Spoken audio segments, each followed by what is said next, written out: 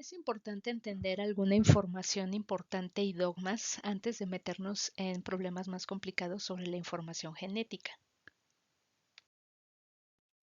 Sabemos que todos aquellos seres que han existido sobre la faz de nuestro planeta han logrado transmitir información genética a sus descendientes, algunos con más éxito que otros, algunos ya se extinguieron, algunas son especies más nuevas o incluso algunos seres como los virus o los priones que se sigue discutiendo si son seres vivos o no, también tienen la capacidad de transmitir esa información genética, de crear nuevos seres que son parecidos a ellos. Y eso es lo que nos hace pensar cómo es que surgió esa información genética, por qué se eligió el DNA o el RNA o una proteína. Mucho tiempo no sabíamos en realidad cuál era el sitio en donde se guardaba toda esta información y para qué servía.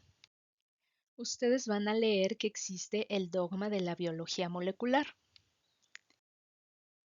Sabíamos entonces que existía el DNA y suponíamos que el DNA era la fuente a partir de la cual se sintetizaba el RNA y el RNA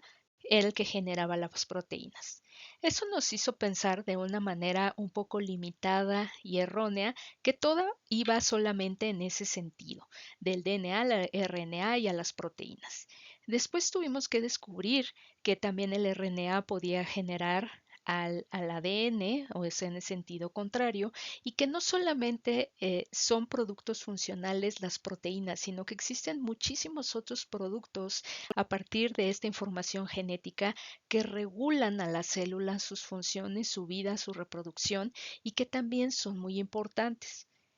Pensábamos entonces que el hecho de saber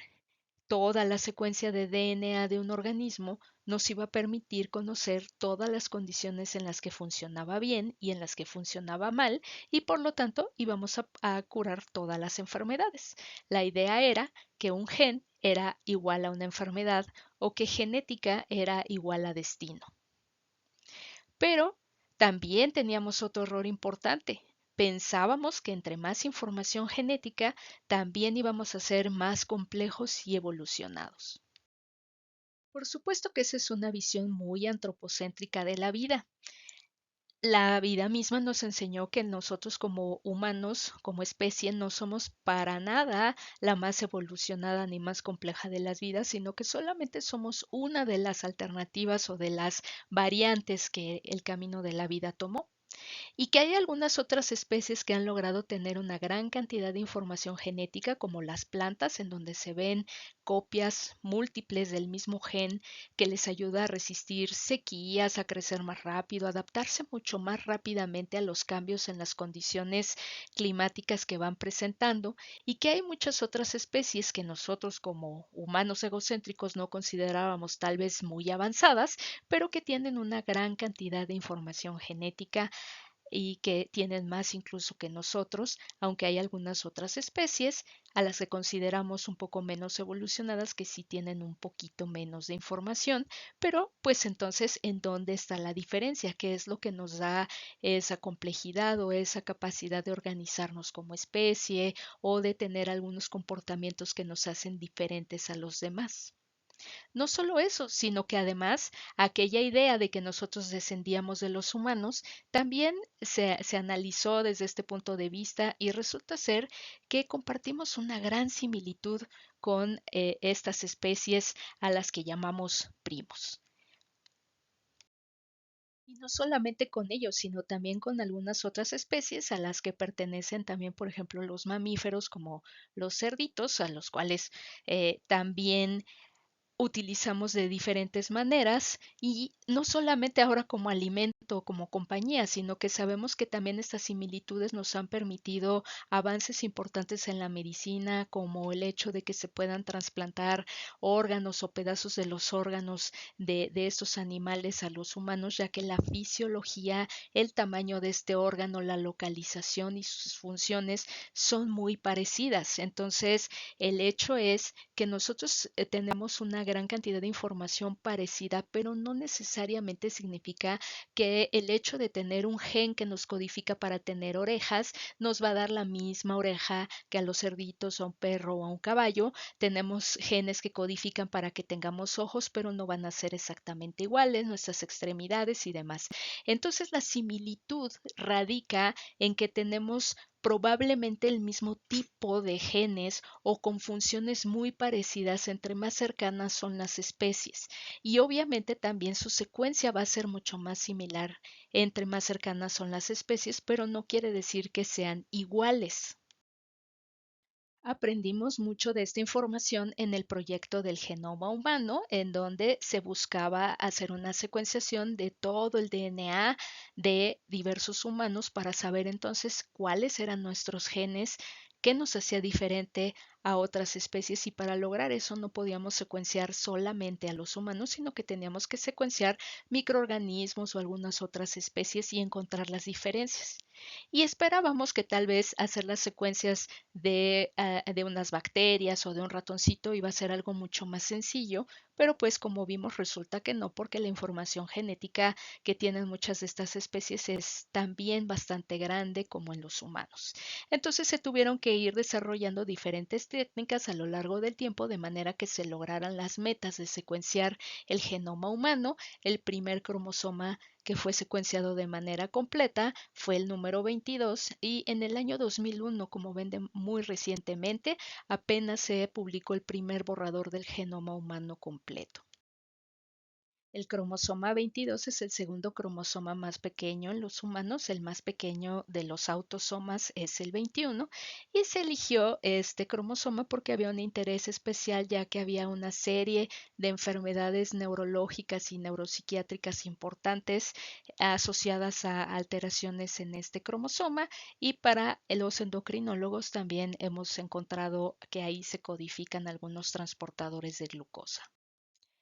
Existen diferencias incluso en el resultado final. Aquí vemos algunas secuencias de aminoácidos para la insulina en este estudio que se hizo para comparar las insulinas del humano con otras especies. Vemos que desde el principio los péptidos señal, que son aquellos que le indican a la célula a partir de dónde tienen que empezar, dónde empieza la proteína, dónde se tiene que cortar, dónde se tiene que plegar, puede haber algunas variaciones. Sabemos que la insulina es una proteína muy compleja que tiene un péptido A, uno B y uno C. Vemos claramente cómo existen diferencias entre estas insulinas, pero por ejemplo, las diferencias que hay entre los peces son menores que las que hay entre el pez y el humano, y sería lo mismo, por ejemplo, entre la insulina que encontramos en un cerdito o en una vaca contra la que encontramos contra un humano. Existen diferencias, pero se van a parecer más nuestras insulinas que la de un pez. Estas diferencias pequeñas van a generar cambios importantes en la estructura final de la proteína. Y esa estructura final es la que le da el tamaño, la duración, si es afín o no por un receptor, qué tanto se pega al transportador, cuánto tiempo dura en sangre, todas esas cuestiones que al final de cuentas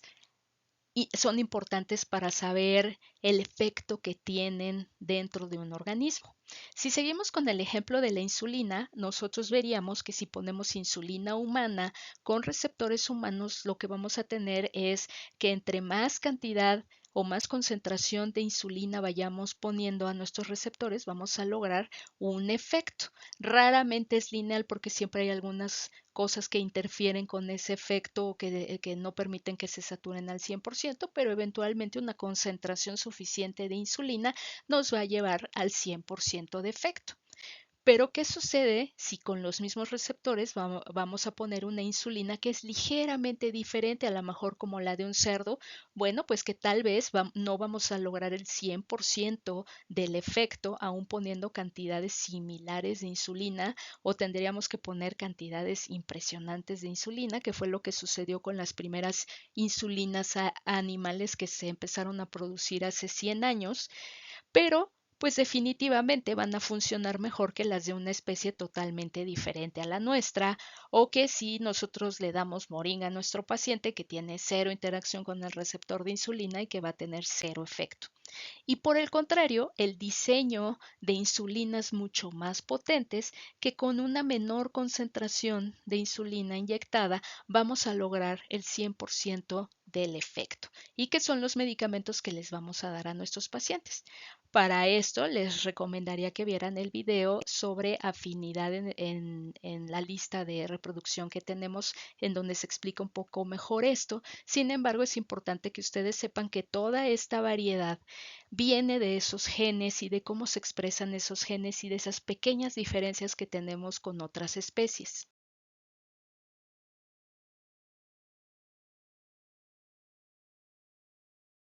En este caso estaríamos viendo que un dogma o un principio que se puso hace unos años no nos da todas las explicaciones ni todas las respuestas y por lo tanto debe cuestionarse.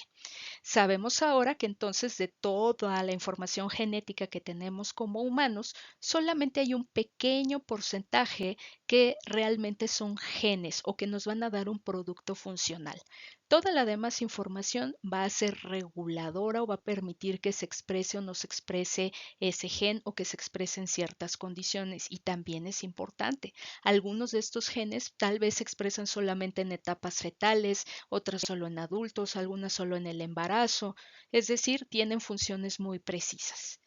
El RNA o transcriptoma, el estudio de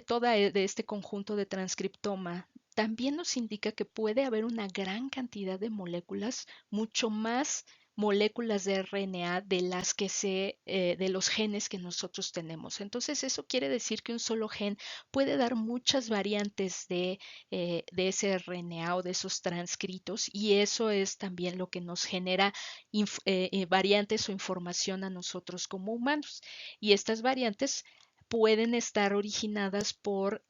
cambios en la maquinaria de transcripción, errores en la transcripción, un empalme alternativo, tanto en condiciones normales como patológicas. Y finalmente, cuando hablamos de las proteínas o del proteoma, vemos que tenemos una mayor cantidad, una impresionante cantidad de proteínas comparada con la cantidad de genes que nosotros tenemos. ¿Por qué?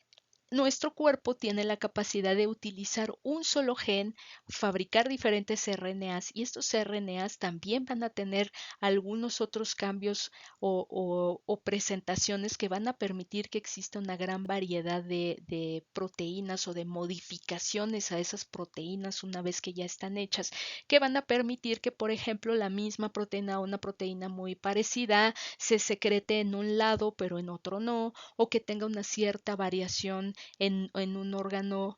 cuando se secreta o cuando se degrada dentro de la célula. Entonces, todo eso es lo que finalmente nuestra célula tiene la capacidad de realizar con, digamos, relativamente poca información genética. Si se rompe el dogma, entonces las técnicas que nosotros teníamos para evaluar las enfermedades tuvieron que cambiar. Si pensábamos que íbamos a encontrar una enfermedad porque había un gen que estaba alterado y eso nos iba a dar una proteína y eso iba a resolver todo el problema del paciente, pues estábamos muy equivocados y sabemos que todos los seres vivos somos mucho más complicados que un solo gen, que la mayor parte de las enfermedades no se originan en un gen, sino que son poligénicas y que entonces necesitamos buscar técnicas de biología molecular que nos permitan hacer perfiles más que detectar mutaciones individuales o polimorfismos individuales, y que con ese perfil podamos tratar de explicar un poco mejor la situación de nuestro paciente. Van a leer que existen entonces muchos artículos que hablan de ómicas, genómica cuando se hablan de conjuntos de genes o de DNA, transcriptómica cuando se habla de RNA, proteómica cuando se habla de proteínas, metabolómicas cuando se hablan de metabolismo y un montón otro de ómicas, lípidos, sinasas, glucanos, del flujo de energía que tienen entre los procesos metabólicos de una célula. Realmente se puede analizar el grupo D de estas condiciones en una sola célula en un solo momento y que pueden variar mucho entre individuos o pueden variar mucho entre un estado de salud y uno de enfermedad. Y todo esto está regulado por la epigenética, o sea, no nada más es tener o no tener un gen, sino cómo está regulado ese gen, lo que al final nos va a dar un fenotipo o una característica que podemos nosotros ver en la clínica.